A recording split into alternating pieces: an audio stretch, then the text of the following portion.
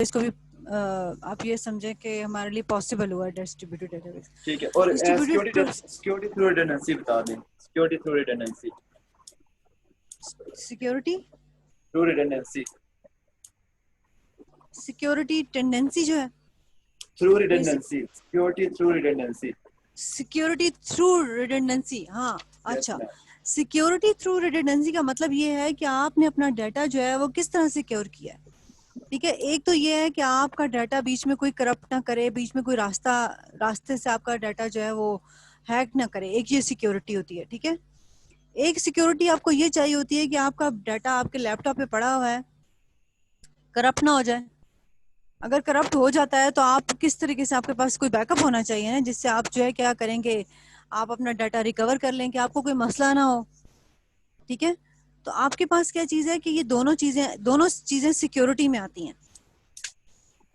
ठीक है, हर चीज आपकी सिक्योरिटी में आती है। एक तो आपका रास्ते में जो आती है सिक्योरिटी जो आपको चाहिए होती है, ये राउटिंग सिक्योरिटी, नेटवर्क सिक्योरिटी की चीज होती है ये। ठीक है, अब ये जो सिक्योरिटी थ्रू रिडंडेंसी ये चीज आ रही है ना, इसका यस मैम। मतलब ये है कि आपने डाटा जो है अपने पास एक बैकअप के फॉर्म में कॉपी डाटा रखा हुआ है। ठीक है, आपने उसको ठीक है। कॉपी किया है कहीं पे, लेकिन कॉपी जो हम करते हैं वो किसी न किसी कोडेड फॉर्म में करते हैं, जैसे जिप फाइल नहीं होती। जी जी मैं मैम। अगर मेरे पास डाटा जो है वो एग्जैक्ट डाटा जो है वो कॉपी ना करूं, बल्कि मैं डाटा को जो है ना वो कॉपी करके रख लूं। ठीक है। ठीक है, तो अब वो डाटा को जो एग्जैक्ट कॉपी करके रखने की बजाय मैं क्या करूंगी कि जी डाटा को जिप फाइल में रख लूंगी, कि मेरी जगह भी कम यूटिलाइज होगी और मेरे जी। पास जो है वो डाटा होगा भी।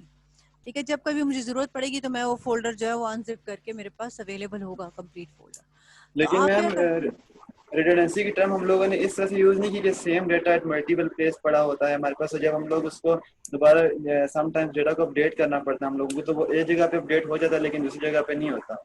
इज इट नहीं नहीं रिडंडेंसी या इनकंसिस्टेंसी?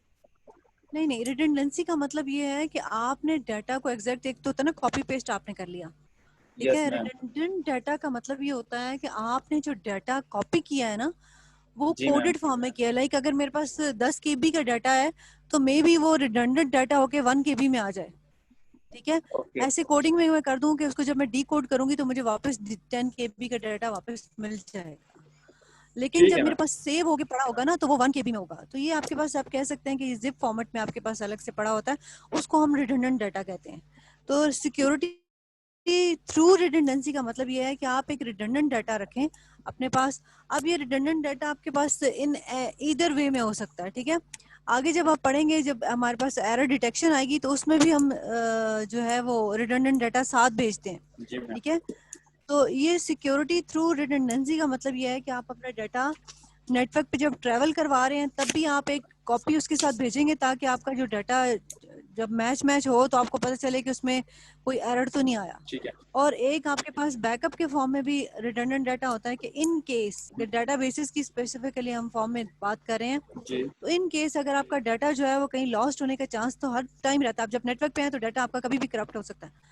जी मैम। तो आप क्या करते हैं कि आप एक बैकअप की फॉर्म में एक रिडंडेंट डाटा की उसकी पूरी जो है वो रख लेते हैं, और वो ठीक। जब भी आपका खुदा ना खास्ता कोई मसला हो जाता है, कोई डाटा का कोई इश्यू हो जाता है, तो आप क्या करते हैं कि आप उस डाटा को अनजिप कर दो। रिकवर करने के काम, हाँ रिकवर करने के काम आ जाता है। अच्छा, और ठीक है, मैम एक चीज़ मैं पढ़ा नहीं था तो रिलायबिलिटी में फ्रीक्वेंसी ऑफ फेलियर का, ये मैम ये चीज़ समझा दें। रिलायबिलिटी में क्या था, failure. Frequency of failure. Failure. Yes ma'am. अच्छा, फ्रीक्वेंसी ऑफ फेलियर, लाइक आपके पास देखो बार बार मैं डाटा भेज रही हूँ और वो फेल हो रहा है मेरे आपके, मैं यहाँ से बोल रही हूँ और आप तक डाटा पहुंच ही नहीं रहा। राइट, जी बीच में कहीं डिस्टॉर्ट हो गया है, कहीं वो खराब हो गया है। तो ये जी क्या है, ये रिलायबिलिटी तो नहीं है ना। जी जी। रिलायबिलिटी तो ये है कि डाटा जब मैं यहाँ से भेज रही हूँ तो टाइमली वो डाटा, लाइक आपका अगर मेरा और आपका कन्वर्सेशन चल रही है तो माइनर डिले कोई माने नहीं रखता उसमें। तो माइनर डिले से मिल जाए लेकिन डाटा जैसा मैं भेज रही हूँ वैसा आपको मिले। अब बीच में रास्ते में से कहीं शोर आ रहा है, कहीं आपको कहीं से आवाज सुनाई दे रही है, कहीं से नहीं सुनाई दे रही, तो वो अनरिलायबल डाटा है। ठीक है, तो आप देखते हैं कि आपकी कितनी फ्रीक्वेंसी है फेलियर की नेटवर्क में, आपका डाटा कितनी फ्रीक्वेंटली फेल हो रहा है डाटा पहुंचने से। तो ये जो चीज होती है ना, ये आपके नेटवर्क को सफर कराती है कि आपका अगर इतना ज्यादा फ्रीक्वेंसी ऑफ फेलियर है तो दैट मीन्स कि आपका जो है वो नेटवर्क एक रिलायबल डाटा ट्रांसफर नहीं दे रहा। Yes ma'am. ठीक है, तो इन ये इन चीज है। In other words failure rate हो गया ना, ये फेलियर रेट हो गया, फेलियर फ्रीक्वेंसी ऑफ रेट आप फेलियर। कह सकते हैं। ठीक है मैम। फ्रीक्वेंसी मतलब कितनी जल्दी फ्रीक्वेंटली डाटा फेल हो रहा है, ठीक है, तो वो ओके। रेट ही आप कह सकते हैं उसे। ठीक है, और रिकवरी टाइम आफ्टर फेलियर?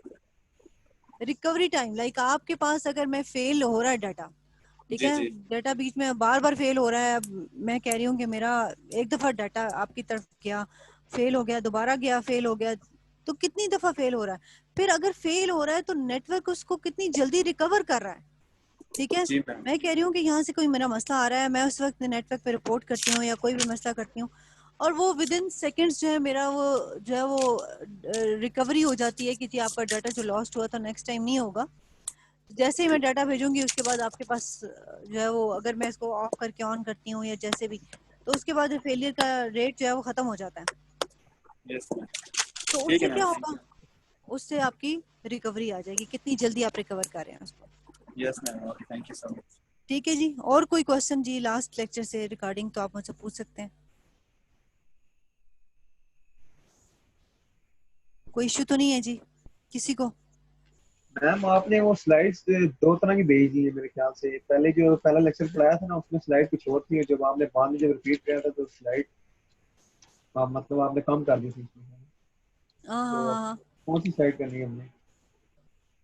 अच्छा वो चले, मैं कंबाइन करके ना एक ही उसमें डाल के आपको दे देती हूँ अभी दोबारा से, ठीक ठीक है है। मैम ये अभी। जो आपने इस फॉर्मेट में बनाई हुई है ना रेड वाली, मैम ये ठीक है? ये इजी है ना, ये यस कंफर्टेबल मैम। है।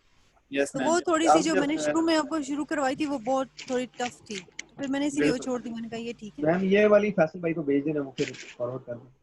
ये मैं आपको भेज देती हूँ, अभी भेज देती हूँ, मैं अभी ठीक है। फैसल को ईमेल कर दूंगी या जो भी होगा, ठीक है, मैं अभी कर दूंगी।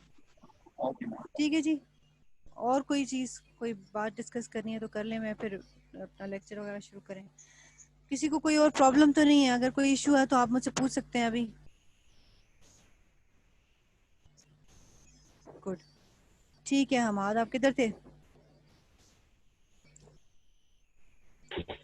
मैम मैं यहीं पे हूँ, वो आवाज़ थोड़ी सी डिस्टॉर्शन आ रही है इस वजह से। अच्छा चलें ठीक है। अच्छा जी, ओके, स्टार्ट करते हैं जी लेक्चर नंबर 3। आपका थोड़ा सा उसका ओवरव्यू रीकैप भी देख लेते हैं लेक्चर 2 का। अभी हमने कुछ डिस्कशन भी किया।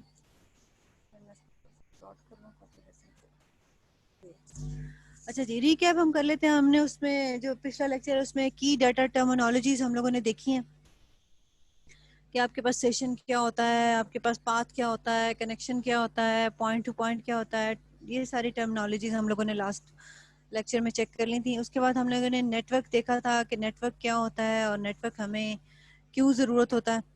ठीक है जी, उसके बाद डिस्ट्रीब्यूटेड प्रोसेसिंग क्या होती है, नेटवर्क का क्राइटेरिया क्या होता है, फिर क्लासिफिकेशन थी नेटवर्क की कि आपके पास जो है वो लोकल एरिया नेटवर्क क्या होता है, वाइड एरिया नेटवर्क क्या होता है।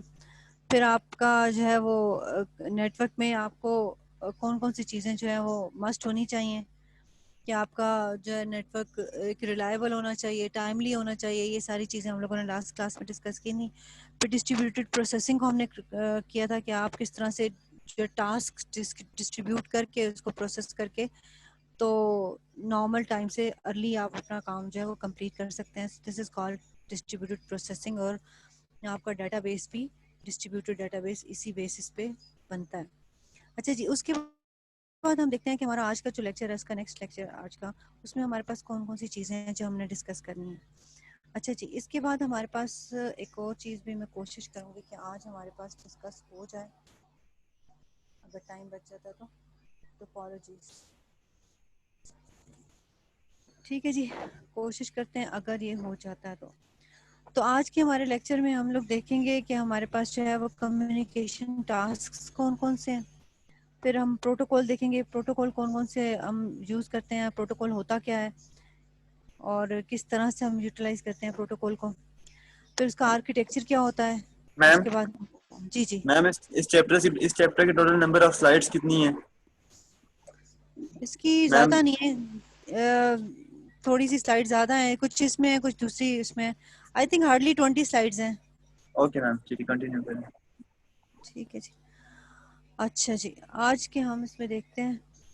सबसे पहले हम देखते हैं कम्युनिकेशन टास्क कौन कौन से होते हैं। ठीक है जी, अब इसमें आप जिस वक्त कम्युनिकेशन करते हैं तो आपने कौन कौन से एक्चुअल टास्क हैं जो आपके परफॉर्म हो रहे होते हैं। जैसे मैं और आप लोग कम्युनिकेशन कर रहे हैं तो हम एक्चुअली कितने काम हैं जो बीच में हमारे हो रहे हैं, लाइक आपके ट्रांसमिशन सिस्टम्स की क्या क्या चीज़ें हैं जो ये काम परफॉर्म कर रही हैं जिसकी वजह से ये कम्युनिकेशन पॉसिबल हो रही है।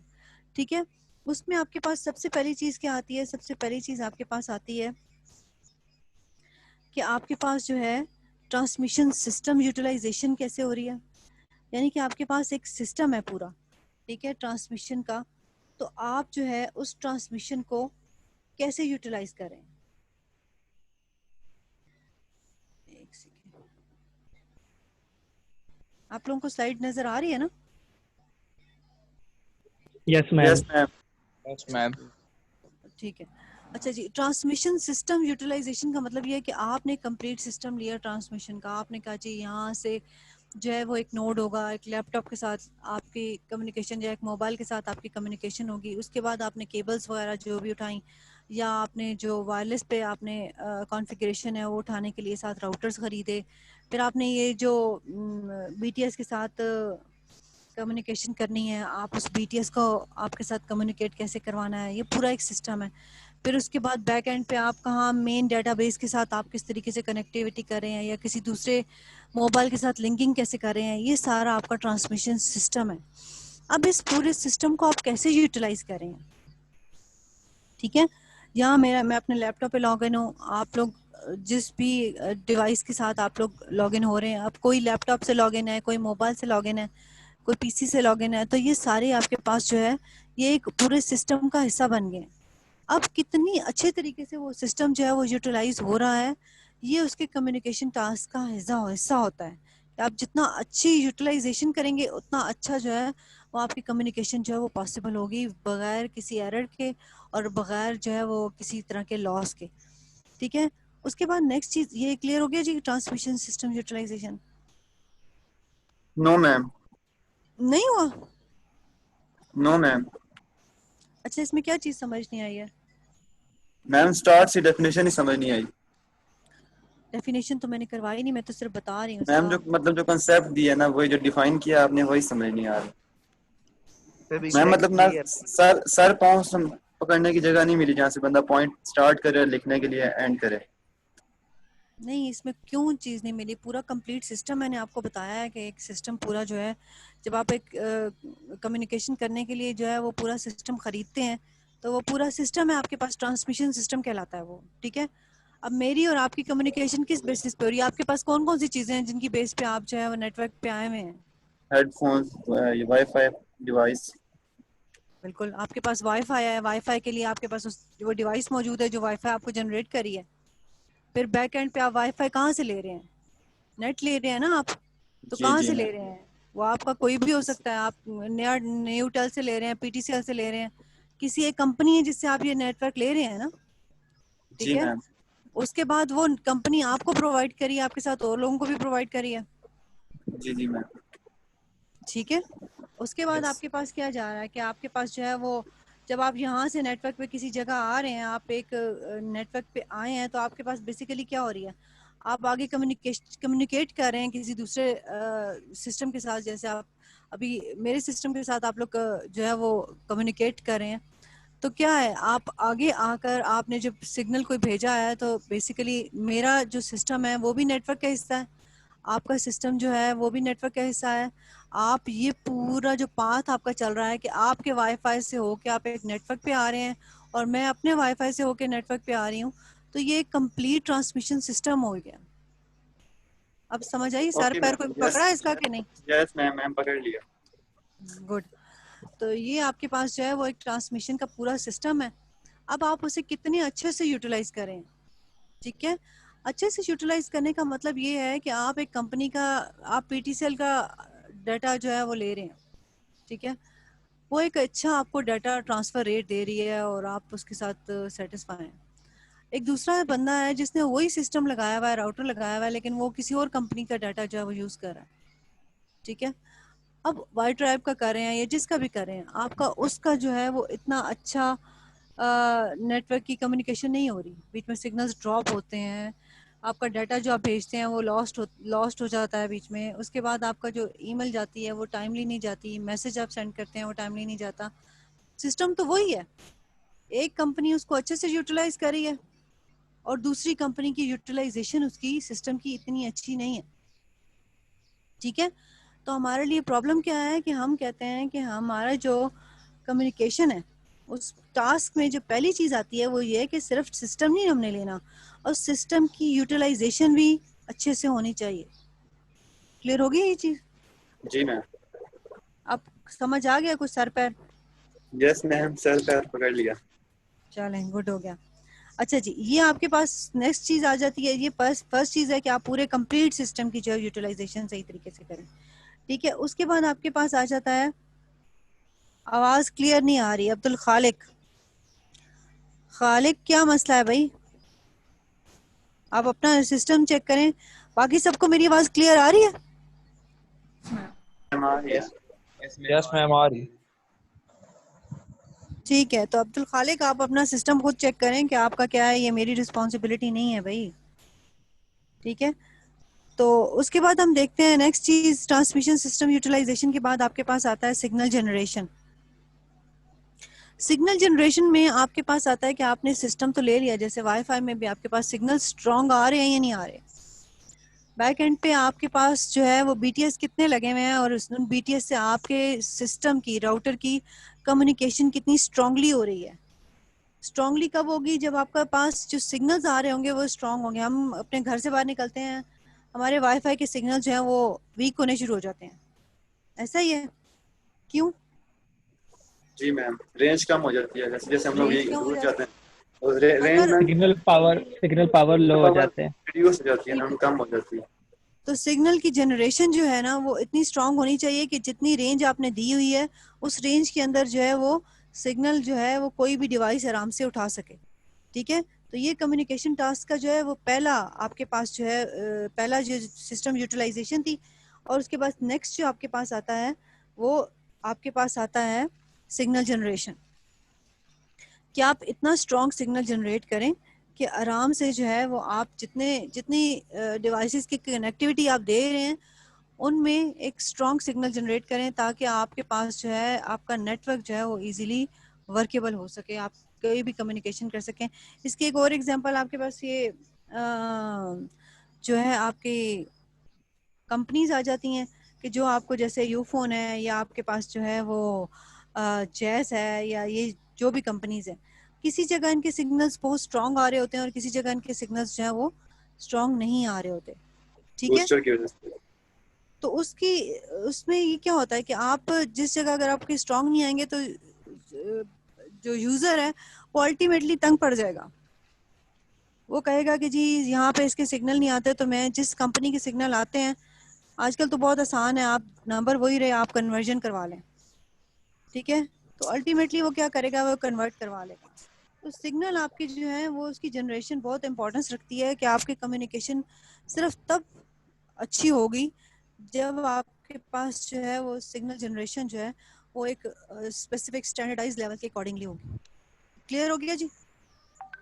Yes madam. अच्छा जी, उसके बाद एक्सचेंज मैनेजमेंट।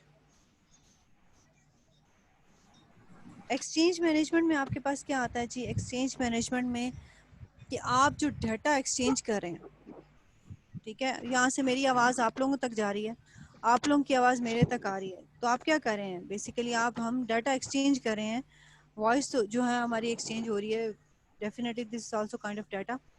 तो उसमें Yes, ma'am. आपकी मैनेजमेंट कैसी है? ये तो नहीं हो रहा कि मैं जो आवाज बोल रही हूँ मेरी आवाज ही, कई दफा ऐसे होता है हमारे अपनी आवाज ही हमें वापस रिटर्न बैक हो रही होती है। ठीक है, तो ये क्या होता है? अच्छा जी, ये डिस्कनेक्ट अगर हो जाए तो दोबारा से इसी पे रिकनेक्ट कर लीजिएगा। अच्छा जी, अगर आपके पास जो है वो डाटा जो है, ऐसा तो नहीं हो रहा कि मैं जो है जब भेज रही हूँ आवाज भेज रही हूँ तो आपकी बजाय मेरी अपनी आवाज ही मुझे वापस रिटर्न बैक हो रही है। ठीक है, और अगर आपकी आवाज मुझे मिल रही है तो कितने नॉइज के साथ मिल रही है? क्या, जैसे अभी अब्दुल खालिक ने मुझे कहा कि मैम आपकी आवाज क्लियर नहीं आ रही, तो वहां पे जहाँ पे ये है, हो सकता है इनके ट्रांसमिशन सिस्टम का जो है वो प्रॉब्लम आ रहा हो, कहीं पे इनको सिग्नल्स जो है वो प्रॉपर नहीं आ रहे होंगे, या आपके पास जहाँ से जो आवाज़ जा रही है वो रास्ते में कहीं नॉइज उसके साथ मैच होता हुआ जा रहा है, के साथ मिक्स हो रहा है। तो इस वजह से इनकी मैनेजमेंट उस टाइम पे जो मैनेजमेंट एक्सचेंज मैनेजमेंट, जब आपने कम्युनिकेशन करनी होती है तो एक जगह से डाटा आप लेते हैं दूसरी जगह देते हैं, और दूसरी जगह से लेकर वापस आपने जो सोर्स होता है जो बाद में जो है वो रिसीवर बन जाता है उसको आपने वापस भी भेजना होता है। लाइक वन टाइम अगर अगर मैं बोल रही हूँ इस टाइम पे मैं जो है वो सोर्स हूँ, लेकिन जब आप बोलेंगे तो आप सोर्स होंगे और मैं रिसीवर हो जाऊंगी। ठीक है, तो ये क्या है, Yes, ये ma'am. टू वे कम्युनिकेशन है। तो एक्सचेंज जी. हो रहा है डाटा हमारा, ये वन वे ट्रैफिक नहीं चल रही है। ठीक हम्म. है, तो हम्म. एक्सचेंज जो है वो कितनी अच्छे से मैनेज हो रही है कि जिस टाइम पे मैं बोलूं तो तब मेरी आवाज आप तक जाए, और जब आप बोल रहे हैं तो आपकी आवाज मुझ तक प्रॉपरली आए। ये आपके पास Yes, ma'am. एक्सचेंज मैनेजमेंट का हिसाब जो है एक्सचेंज मैनेजमेंट होती है, जो कि कम्युनिकेशन टास्क में one is one other important task जो कि आपने करना होता है। ठीक है जी, मैम क्लियर इसके हो लिए गया कोई यहाँ तक? डिवाइस होती है जी, जो एक्सचेंज मैनेजमेंट के तौर पे एक्ट करती है? मुझे आपकी आवाज क्लियर नहीं आ रही, थोड़ा सा बोलेंगे ऊंचा? मैम ये कोई डिवाइस होती है जो एक्सचेंज मैनेजमेंट के लिए एक्ट करती है, जो कंट्रोल करती है डाटा ट्रांसफर को? मैम डिवाइस ये नहीं पूछ होती, डिवाइस नहीं होती। देखें, डिवाइस तो ये सारी डिवाइसेस हैं। उसके बाद आपके पास जो कम्युनिकेशन टास्क हैं वो एक एक कोई चीज पूरा नहीं कर रही होती। ठीक है, ये पूरा सिस्टम होता है जो ये काम पूरा कर रहा होता है। आपके पास इसमें प्रोटोकॉल्स आ जाते हैं, उसमें आपके पास राउटर्स की वर्किंग आ जाती है, इसमें आपके पास वो जो नेटवर्क प्रोवाइडर्स हैं वो आ जाते हैं। वो पूरे उस सिस्टम में चीजें किस तरह से आपके पास मैनेज कर रहे होते हैं। अगर ये एक्सचेंज मैनेजमेंट की खास तौर पे बात करें तो नॉर्मली ये काम जो है वो आपको प्रोटोकॉल कर रहा होता है। ठीक है, कि आपका डाटा एक जगह से दूसरी जगह कितनी आसानी से पहुंच रहा है, लेकिन खाली प्रोटोकॉल ये काम नहीं करता। ये देखें, ये एक नेटवर्क है ना, एक दूसरे के साथ सपोर्ट के साथ ये काम चलता है। क्लियर है? अब यहाँ से आप उठाएंगे ये डाटा, तो आपके पास जो है राउटर आपको कितनी हेल्प दे रहा है, फिर आपके पास जो आपकी केबलिंग हुई हुई है या आप वायरलेस पे जा रहे हैं तो आपका वेदर कितना सपोर्ट कर रहा है आपको। ठीक है, ये सारी चीजें उस पर बेस करती हैं। तो ये निटेड है, एक दो चीजें नहीं है कि आप कहें कि एक चीज की रिस्पॉन्सिबिलिटी ये चीज बन गई है। इसमें अगर प्रोटोकॉल काम करता है तो प्रोटोकॉल बाकी सबकी हेल्प से काम करेगा। क्लियर है? Yes, ma'am. Yes, ma'am. Yes ma'am. समझ आ गई है? ठीक है, अब इसमें यहाँ पे कोई प्रॉब्लम तो नहीं है? No madam. अच्छा, नेक्स्ट आपके पास आ जाता है फ्लो कंट्रोल। ठीक है, फ्लो कंट्रोल का मतलब ये है कि आप जो है डाटा जो है वो यहाँ से दूसरी जगह भेज रहे हैं, तो बेसिकली जो है वो डाटा जो है वो कैसे जा रहा है यहाँ से वहाँ। ठीक है, आप फ्लो को कैसे कंट्रोल करें। मैं अगर बहुत तेज यहाँ पे बोलने लग जाऊं, ठीक है, मतलब इतनी तेज आवाज में ये इकट्ठी होकर जा रही हो, तो आपको उसको नेटवर्क पे, क्योंकि वो ट्रेवल करके जाएगी, तो उसको एकदम से अंडरस्टैंड करना मुश्किल हो जाएगा। लेकिन Yes, अगर ma'am. मैं इस लेवल पे बोलूं कि मेरा जो स्पीड है वो और रिसीवर की जो स्पीड है वो आपस में मैच होगी, तो तभी आपका जो है वो डाटा अच्छे से ट्रांसफर होगा। एक सेंडर सेंड करेगा और रिसीवर उसको प्रॉपरली रिसीव करेगा। अगर सेंडर की जो स्पीड है बहुत तेज हो जाएगी तो डाटा लॉस्ट के चांसेस बहुत ज्यादा हो जाएंगे। ठीक है, तो ये फ्लो कंट्रोल में आती है कि आपने दोनों की स्पीड को जो है वो कंट्रोल करना है, कि यहाँ से जो डाटा जा रहा है और जो आगे से रिसीव हो रहा है वो दोनों जो है वो एक लेवल पे आए, ताकि जो है वो रिसीविंग और सेंडिंग जो है वो कहीं पे भी प्रॉब्लमेटिक ना हो। कहीं अगर वो किसी एक की भी स्पीड ज्यादा हो जाएगी तो कहीं ना कहीं सफरिंग्स हो जाएंगी। ठीक है, जी. अगर रिसीवर जल्दी रिसीव कर रहा है और सेंडर लेट सेंड कर रहा है तो फिर क्या हो रहा है कि रिसीवर जो है वो टाइम उसका जो है वो वेस्ट हो रहा है। वो सिर्फ जो है वो स्टैंड बाय पे है और वेट कर रहा है कि जी डाटा आएगा तो मैं रिसीव करूंगा, तो वो भी Yes, वेट ma'am. वेस्टेज है। Yes, ठीक है ma'am. जी, तो ये जो फ्लो कंट्रोल है ये भी आपके कम्युनिकेशन टास्क का हिस्सा होता है कि आप कितने आसानी से जो है वो डाटा सेंड एंड रिसीव कर रहे हैं। ठीक है जी, ठीक है जी, क्लियर हो गया? जी जी मैम, क्लियर हो गया। जी मैम। Yes, ma'am. अच्छा जी, नेक्स्ट हम लोग देखते हैं राउटिंग। राउटिंग क्या है जी कि आपने रूट्स कैसे डिफाइन करने हैं, ठीक है, ये भी हम लोगों ने बात की थी कि आपने किस बेसिस पे रूट्स जो है वो डिफाइन करने हैं। तो आपके पास क्या आ जाता है, ये जो है ना, आपके पास क्या होता है कि आपके पास राउटिंग का मतलब ये है कि आपके रूट्स जो हैं वो कैसे डिसाइड हो रहे हैं, ठीक है। दो टाइप की राउटिंग होती है, स्टैटिक राउटिंग होती है और डायनामिक राउटिंग होती है। स्टैटिक राउटिंग का मतलब यह है कि आप घर से निकले हैं, आपने यूनिवर्सिटी जाना है, आपने पहले से प्री डिफाइन कर लिया कि जी हम लोगों ने मैं यहाँ से निकली हूँ, मैंने मैम प्री डिफाइन कर लिया जी। मैम ये पाथ होगा ना?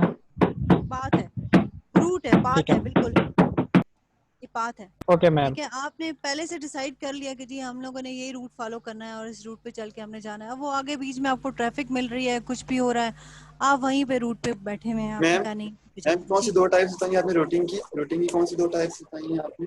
इसकी दो टाइप्स होती है, एक स्टैटिक राउटिंग होती है और एक डायनामिक राउटिंग होती है, ठीक है। Okay ma'am. स्टैटिक राउटिंग का मतलब ये है कि आपने यहाँ से आप जैसे निकले हैं यहाँ से आप घर से और आपने कहा जी फिक्स्ड यूनिवर्सिटी पाथ्स। जाना है, फिक्स पाथ, आपका फिक्स पाथ।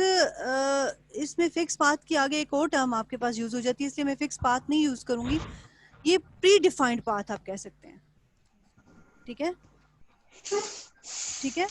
प्री डिफाइंड होता है, पहले से आपने डिफाइन कर लिया होता है कि जी यही पाथ मैंने यूज करना है। अब उसके ऊपर ट्रैफिक आ रही है, लोड आ रहा है, नॉइज आ रहा है, कुछ भी आ रहा है, आप कह रहे हैं नहीं मैंने तो नेटवर्क पे यही पाथ जो है वो डिसाइड करना है तो इधर ही जाना है, ठीक है। लेकिन डायनामिक राउटिंग आपके पास हर पॉइंट पे, मैंने आपको पहले पॉइंट टू पॉइंट जो है वो डाटा ट्रांसफर बताया था। जी पॉइंट टू मैम पॉइंट बताया। का मतलब ये है कि नेक्स्ट पॉइंट पे जब आप पहुंचे हैं तो आप फिर उस पॉइंट पर डिसाइड करेंगे कि अच्छा इस पॉइंट तक जो है वो यहाँ से ट्रैफिक आ रही है और यहाँ पे रश ज्यादा है तो मैं इससे कोई बाय रोड ले लेता हूँ। तो ये आपके पास क्या हो जाएगा कि ये आपके पास डायनामिक राउटिंग कहलाएगी कि आप यहाँ से एक पॉइंट तक गए, आगे आपने दोबारा डिसाइड किया कि आपका रूट जो है वो जो आपने पहले से डिफाइन सोचा हुआ था वो क्लियर है या नहीं है नेक्स्ट पॉइंट तक। अगर नहीं है तो आप किसी और पॉइंट के थ्रू जो है वो निकल जाते हैं। पहले से ये प्री डिफाइंड नहीं होता डायनामिक राउटिंग में। इसके लिए आपको जो आपके नोड्स चाहिए होते हैं वो इंटेलिजेंट नोड्स चाहिए होते हैं जो कि आपके पास राउटर्स जो होते हैं, ताकि आप उस टाइम पे जो है वो डायनामिक राउटिंग और राउटिंग टेबल जो है वो डिसाइड करवा सके उनसे। ठीक है जी, राउटिंग तक क्लियर हो गया? मैम मैम जी जी। ये जो पीटीसीएल की जो लैंडलाइंस होती हैं ये हाँ डायनेमिक हाँ, आती है या स्टैटिक? पीटीसीएल की लैंडलाइन जो होती है, ऐसी जो फोन वगैरह होते हैं घरों में यूज होते हैं, कम्युनिकेशन के लिए यूज होते हैं ना, डाटा एक्सचेंज और होता है। डाटा आपका जो एक्सचेंज हो रहा होता है ना, ये देखिए ये एक्सचेंज जो एक एक्सचेंज होती थी ना पहले, अब तो उनको थोड़ा सा अपग्रेड कर दिया। उसमें होता था, उसमें आपके पास क्या होता है, उसमें करंट सिचुएशन को देखते होते थे, उसमें डायनामिक राउटिंग होती थी। अभी उसी को अपग्रेड अपग्रेड कर दिया इन्होंने, उसको डायनामिक राउटिंग जो है वो राउटर्स के थ्रू करवा दी है। पहले जो है वो एक्सचेंज के थ्रू होती थी कि आपका एक कॉल आ रही है, फिर आप देख रहे हैं अच्छा वो अगला बंदा फ्री है, फिर उसको दे दें आप कॉल। जो अगर आप पुराने किसी भी मूवी वगैरह में देखें तो आपको नजर आता है। लेकिन आजकल तो यही राउटर्स आपके पास लगे हुए हैं, तो ये डायनामिक राउटिंग करते हैं आपके पास कि जो चीज़ आपके पास जो है अवेलेबल है आप उस चीज़ के ऊपर जो है वो रूट कर देंगे। जी ठीक है मोहम्मद अली। मैम।